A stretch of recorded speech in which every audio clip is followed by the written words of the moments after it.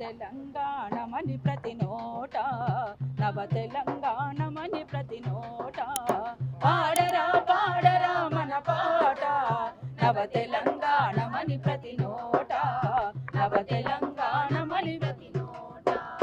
ఆదివాసుల కొలువు సమ్మక్క సారక్క, బహుజన రాజ్యమే సర్వాయి పాపన్న, బహుజన రాజ్యమే సర్వాయి పాపన్న, బహుజన రాజ్యమే సర్వాయి పాపన్న. చల్ రైతాంగ సాయుధ పోరాటమై, రైతాంగ సాయుధ పోరాటమై, ఈ జగతిలో వెలుగొందే తెలంగాణరా, పాడరా పాడరా మన పాట, నవ తెలంగాణమని ప్రతి నోట, నవ తెలంగాణమని ప్రతి నోట.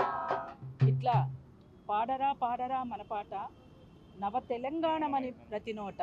నవ తెలంగాణం అంటే వలస విముక్త తెలంగాణ. వలస నుండి మన తెలంగాణ విముక్తి కావాలని కోరుకున్నాం. ఇప్పటికీ కూడా వలసలోనే ఉందనేటువంటిది మా భావన. భౌగోళిక తెలంగాణ మాత్రమే వచ్చింది, ఇంకా మన వనరులు మన చేతికి రాలే, మన భూములు మన చేతికి రాలే, మన సంపద మన చేతికి రాలే. ఇంకా ఎన్కౌంటర్లు జరుగుతూనే ఉన్నాయి, రక్తం ఓడుతూనే ఉంది, అమరుల త్యాగం ఇంకా నడుస్తూనే ఉంది. ఇది ఎంతకాలం అని చెప్పేసి ఒక ప్రశ్న, పెద్ద ప్రశ్నగా మన ముందున్నటువంటిది. ఇవాళ తెలంగాణ రాష్ట్ర సాధన జరిగి 11 ఏళ్ళు ముగుస్తున్నటువంటి సందర్భంలో 10 ఏళ్ళు దాటి 11వ ఏట నడుస్తుంది, 11వ ఏట కూడా ముగిసిపోతుంది. ఇవాళ అందరికీ కూడా రాష్ట్రం అవతరించిన సందర్భంగా యావత్ తెలంగాణ ప్రజలకు, ప్రపంచవ్యాప్తంగా ఉన్నటువంటి తెలంగాణ తెలుగు ప్రజలందరికీ కూడా రాష్ట్ర అవతరణ దినోత్సవ శుభాకాంక్షలు తెలియజేస్తూనే, ఇవాళ తెలంగాణకు జరుగుతున్నటువంటి అన్యాయం పట్ల, తెలంగాణలో మిగిలినటువంటి అంశాల పట్ల మీ అభిప్రాయాల్ని కూడా ఎక్కడికక్కడ వెలిబుచ్చాలని చెప్పేసి కూడా అందరికీ ఒక ప్రజా కళాకారిణిగా, మీ సోదరిగా మేమంతా కూడా విజ్ఞప్తి చేస్తూ ఉన్నాం. ఒక ముఖ్యమైనటువంటి విషయం ఏంటంటే, ఇవాళ రాష్ట్ర అవతరణ దినోత్సవం ఒక పండగలాగా చేసుకోవాల్సినటువంటి సందర్భంలో అడవిపైన, ఆదివాసీలపైన యుద్ధాన్ని ప్రకటించి కేంద్ర ప్రభుత్వం మొత్తం రక్తముద్దలను చేసినటువంటి తీరు గురించి వాళ్ళు మాట్లాడుకోవాల్సినటువంటి అవసరం ఉన్నది. అక్కడ ఆదివాసీలు స్వయం పాలన కోసం పోరాడుతున్నారు, అడవిపైన హక్కు కోసం పోరాడుతున్నారు, అడవి మాదే, అడవి మీద హక్కు మాదే అనేటువంటి దానికోసం పోరాడుతున్నారు. వాళ్ళు చేస్తున్నటువంటి పోరాటం న్యాయమైంది కనుక రామ్జీ గోండు నుంచి మొదలుకొని, కుమ్రం భీం నుంచి మొదలుకొని, అల్లూరి సీతారామరాజు నుంచి మొదలుకొని, సమ్మక్క సారక్కల వరకు, ఇంకా ఈనాటి తరం పోరాడుతున్నటువంటి వాళ్ళ వరకు కూడా అది చాలా న్యాయమైనటువంటి పోరాటం, న్యాయమైనటువంటి డిమాండ్ కూడా. అట్లాంటి డిమాండ్ని మనము సమర్థించకపోతే, అసలు ఆదివాసీలే లేకపోతే అడవి లేదు, అడవి లేకపోతే మనము లేము అనేటువంటి విషయాన్ని ప్రపంచవ్యాపితంగా ఉన్నటువంటి ఈ తెలంగాణ ప్రజలైనా అందరూ కూడా ఆలోచించాల్సినటువంటి అవసరం ఉన్నది.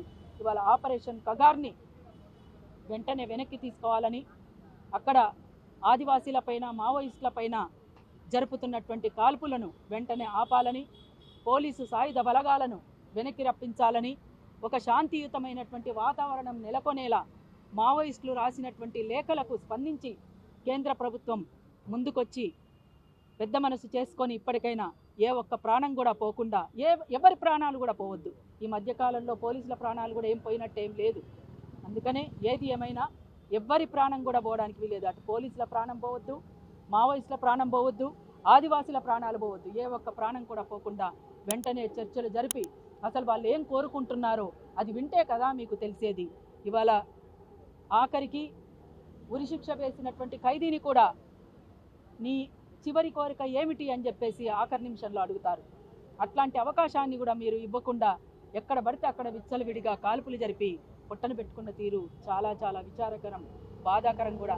మన బిడ్డలపైన అంటే ఈ పాలనలో ఉన్నటువంటి ఈ దేశ ప్రజలపైనే ఈ దేశ పాలకులు యుద్ధం ప్రకటించడం అంటే ఇంతకంటే దుర్మార్గం, ఇంతకంటే విచారకరం మరొకటి లేదు అని చెప్పేసి మేము కోరుతా ఉన్నాం. ఇప్పటికైనా మించిపోయింది లేదు, తప్పనిసరిగా వెంటనే చర్చలు జరపాలని చెప్పేసి కూడా మేము కోరుతా ఉన్నాం. కేంద్ర ప్రభుత్వ పెద్దలు ఏం చెప్తున్నారంటే, చర్చలు జరపడానికి ప్రభుత్వం ముందు లేదు, మాకు అవసరం లేదు, చివరి మావోయిస్టు వరకు చేసేది లేదు, అందరికి చంపేస్తామని వాళ్ళు చెప్తారు, క్లియర్గా చెప్తా ఉన్నారు.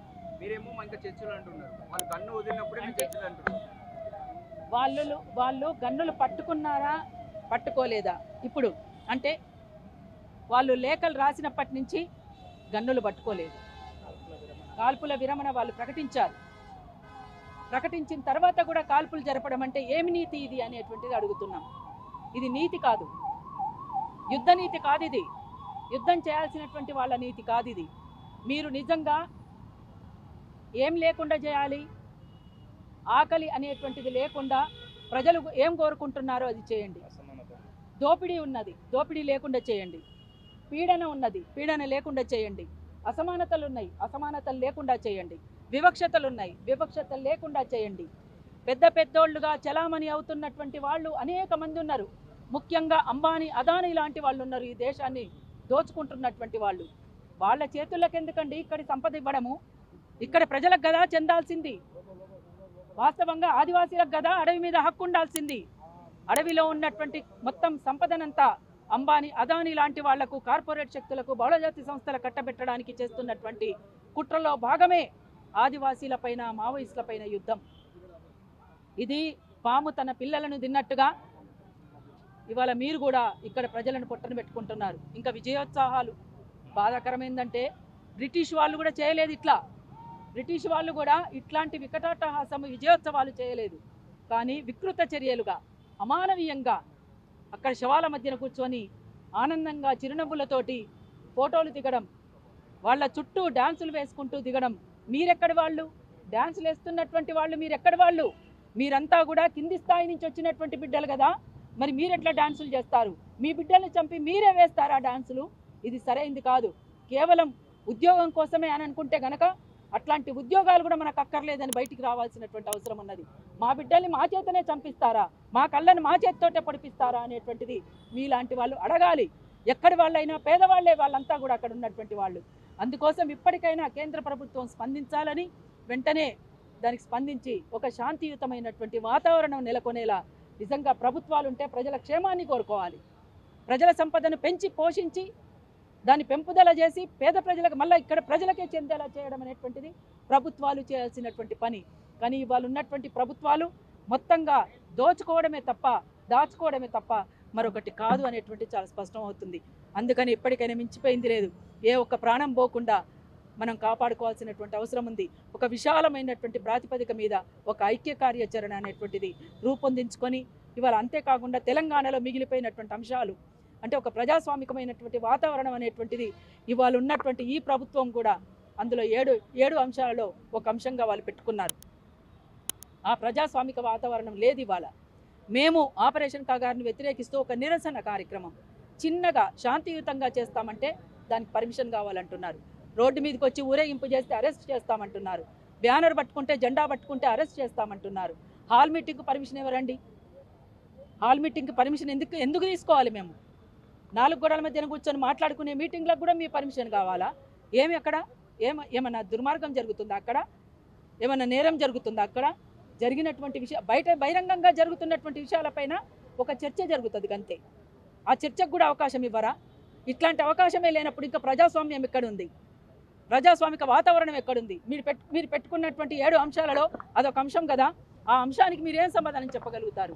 అందుకనే ఇవాళ కేంద్ర ప్రభుత్వం అవలంబిస్తున్నటువంటి తీరుపైన ఇవాళ ఉన్నటువంటి ఈ రాష్ట్ర ప్రభుత్వం కూడా స్పందించాల్సినటువంటి అవసరం ఉంటుందని చెప్పేసి మేమంతా వారికి విజ్ఞప్తి చేస్తూ ఉన్నాం.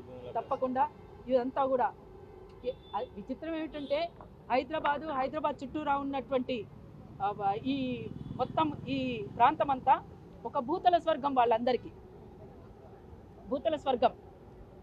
ఇదంతా కూడా అనుభవించాలనేటువంటి ఒక కాంక్ష, మొత్తం ఇక్కడ ఉన్నటువంటి భూములన్నీ కూడా మొత్తం ఆక్రమించుకోవాలనేటువంటి ఒక దాహం. ఆ దాహం తీరట్లేదు. గత పాలకులు తీరలేదు, ఈ పాలకులకు కూడా తీరట్లేదు. అందుకని సరైంది కాదు. ఇవి అసలు ఇక్కడ ప్రజలకు విద్య, వైద్యము అనేటువంటిది కనీస అవసరాలు, మౌలిక అవసరాలు.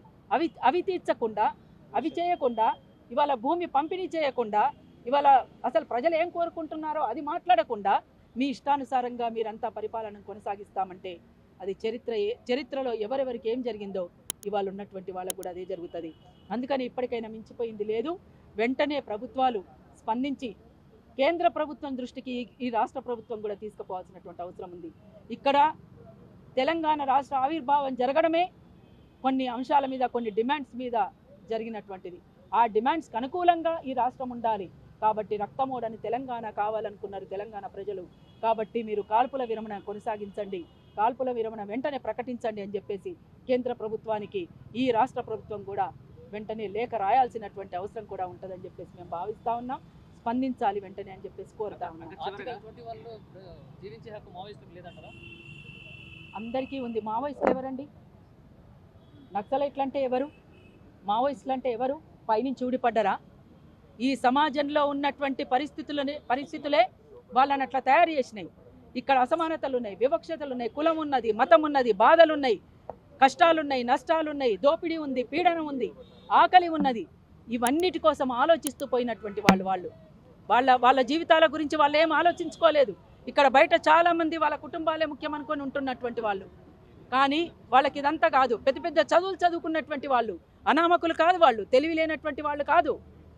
పెద్ద పెద్ద చదువులు చదువుకున్న మొన్న చనిపోయినటువంటి కామ్రేడ్ నంబాల కేశవరావు ఎంటెక్ చేసినటువంటి వ్యక్తి, తెలివి కల్లవాడు, వ్యవసాయం మీద మక్కువ ఉన్నటువంటి వాడు. వ్యవసాయం చాలా బ్రహ్మాండంగా చేసి చూపించారని చెప్పేసి వాళ్ళ వదిన గారే స్టేట్మెంట్ ఇచ్చారు. అంటే ఈ నేల మీద ఎంత మక్కువ ఉన్నదో ఒక్కసారి ఆలోచించుకోవాలి. ఈ నేల, ఈ వనరులు, ఈ సంపద మన దేశ ప్రజలవి, మన దేశ ప్రజలకే చెందాలి. ఎవరో కొంతమందికి వాళ్ళ చేతుల్లో అంటే భూమి వికేంద్రీకరణ జరగాలి, సంపద వికేంద్రీకరణ జరగాలని చెప్పేసి డాక్టర్ బిఆర్ అంబేద్కర్ కూడా చెప్పిండు. అంబేద్కర్ చెప్పిన విధంగానే ఆఖరికి దౌర్భాగ్యం ఏంటంటే 75 ఏళ్ల స్వతంత్ర భారతం అని చెప్పబడుతున్నటువంటి ఈ స్వతంత్ర భారతదేశంలో ఇంకా జీవించే హక్కు కోసం ఉద్యమించాల్సినటువంటి దుస్థితిలో ఉన్నాం మనమంతా. అంటే ఎక్కడున్నాం? ఉరుకుతుంది, పరిగెడుతుంది, అభివృద్ధి ఎక్కడుందండి అభివృద్ధి? మన బిడ్డల్ని చంపుకోవడం అభివృద్ధా? మన సంపద దొంగల కట్టబెట్టడం అభివృద్ధా?